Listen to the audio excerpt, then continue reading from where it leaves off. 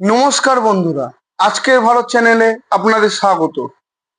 কাল থেকে বাড়বে ব্যাপক হারে বৃষ্টি, জানা যাচ্ছিল আলিপুরদুয়ারের আবহাওয়া দপ্তর থেকে। বর্তমান সময়ে বৃষ্টির কি রূপ হতে পারে, বৃষ্টি আদৌ আমাদের এখানে হবে কিনা, বর্ষা আদৌ আমাদের এখানে ঢুকবে কিনা, এই নিয়ে এই ভিডিও আলোচ্য বিষয়। তো দেখে নেওয়া যাক আজকের মূল উল্লেখযোগ্য বক্তব্যগুলো। ব্যাপক দুর্যোগের পূর্বাভাস, কোন কোন দিন কোথায় বেশি বৃষ্টি বর্ষণ, শক্তি হারিয়ে নিম্নচাপ, ঝড় খণ্ডে বর্তমানে বিহারে অবস্থান করছে। দেখুন, আমাদের পশ্চিমবঙ্গে যে শুধু বৃষ্টি হবে তা তো নয়, ভারতবর্ষের নানান নানান জায়গায় বিক্ষিপ্ত রূপে বৃষ্টিপাত হতেই থাকবে। তো যা জানা যাচ্ছে সেই অনুসারে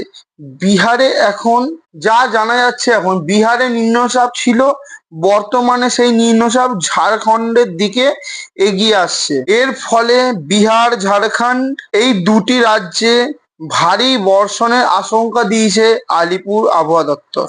আলিপুর আবহাওয়া দপ্তরের থেকে শুধু আমরা এইসবই ডেটা পাই তা নয়, কোন কোন রাজ্যে কখন কখন বৃষ্টি আসতে পারে বা বর্ষা কখন কোন সময় কোন রাজ্যে ঢুকতে পারে, এই সব রকমের ধারণাই আমরা ওখান থেকে নিতে পারি। বাট আমাদের আরো অনেক জায়গা আছে, আমাদের এখন অনলাইনে ওয়েদার রিপোর্ট মারলেও নানান জায়গা থেকে পাওয়া যায়। লাইভ রিডার থেকে ওয়েদার রিপোর্ট মারলে আমরা ক্লিয়ার কাট বুঝিয়ে যাই। তো যা এর পরে লেখা আছে, এর ফলে বিহার, ঝাড়খণ্ডে ভারী বর্ষণের আশঙ্কা, তবে মৌসুমী অক্ষরেখা সক্রিয় বাংলায়। আমাদের এই স্থানে এখনো অবধি মৌসুমী অক্ষরেখা সক্রিয় আছে, বাট বৃষ্টি বা বর্ষার সেরকম আশঙ্কা তো আমরা দেখতে পাচ্ছি না। এর প্রভাবে নানান জায়গায় বিক্ষিপ্তভাবে বৃষ্টি চলবে। এগুলি আমরা আগের ভিডিওতেও বলেছিলাম যে এই যে বৃষ্টিপাত এখন বর্ষণ রূপে, যে আমাদের বর্ষা আমরা ভাবি বর্ষা কন্টিনিউয়াস 2-3 দিন ধরে বৃষ্টি হয়েই যাচ্ছে, সেই রকম হবে না। 1-2 ঘন্টা, 15-20 মিনিট, আধা ঘন্টা, এরকম কিছু কিছু টাইম দিয়ে বৃষ্টি হতে পারে, সাথে ঝোড়ো হাওয়া, বজ্র বিদ্যুৎও আসতে পারে। বাট সেইটা কন্টিনিউয়াস চলবে না, কিছুক্ষণ পরে গিয়ে কেটে যাবে। দক্ষিণবঙ্গ সম্পর্কে জানা যাচ্ছে নানান জায়গায় বিক্ষিপ্ত রূপে বৃষ্টিপাত হতে পারে, বজ্র বিদ্যুৎ সহ হালকা বৃষ্টির পূর্বাভাস।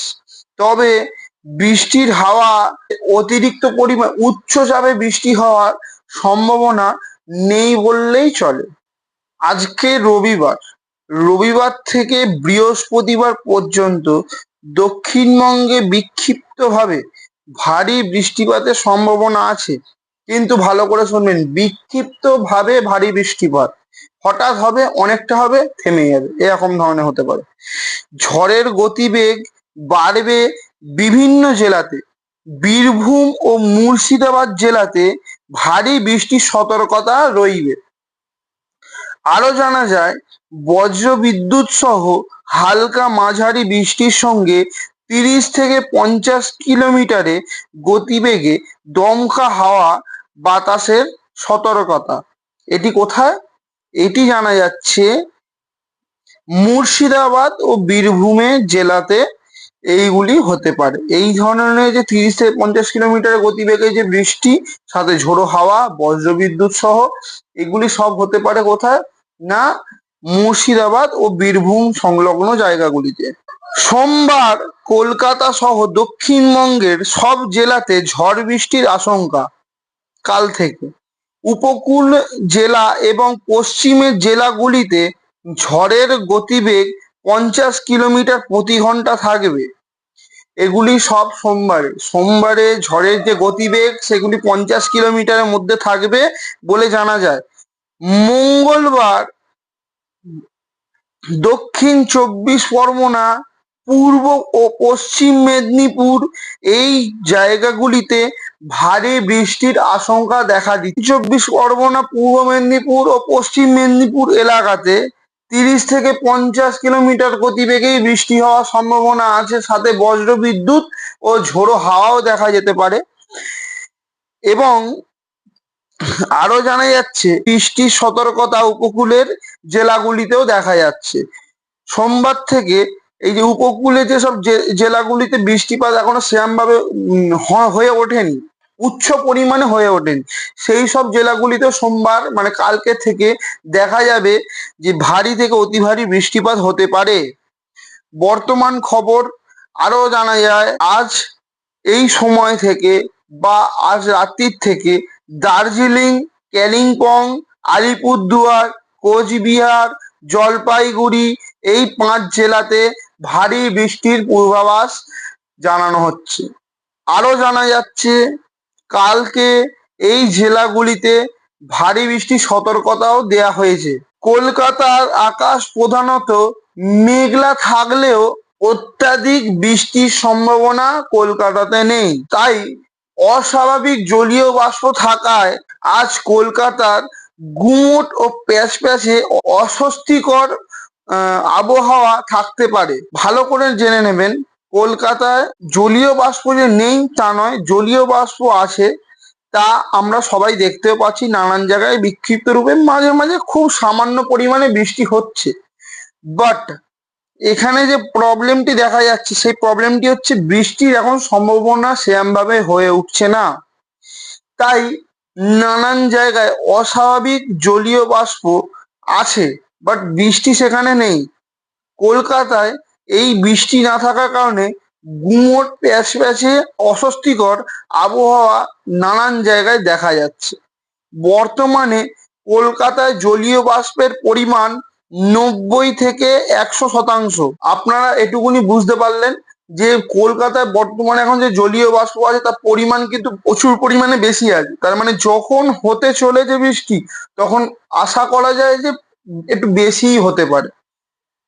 তো আরো জানা যাচ্ছে দিনে ও রাতে তাপমাত্রা আশা করা যায় স্বাভাবিকের নিচে থাকবে।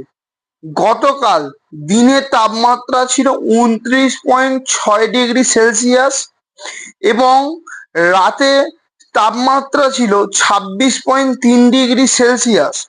দিনে ও রাতে তাপমাত্রার তফাৎ ছিল মাত্র 3.5 ডিগ্রি। এবং গত 24 ঘন্টা কলকাতার কোথাও বৃষ্টি হয়নি বলেই জানা যাচ্ছে, এবং যেখানে যেখানে হয়েছে খুবই সীমিত, খুবই নিম্ন পরিমাণে বৃষ্টি হয়েছে। এই বৃষ্টি যেমন আমাদের জন্য অনেক সময় আমরা ভাবি যে বৃষ্টিটা হলে হয়তো খারাপ, আমরা ভিজে যাবো, এবং চাষি ভাইদের জন্য সেই বৃষ্টি আবার ভগবানের দেয়া আশীর্বাদের মতন।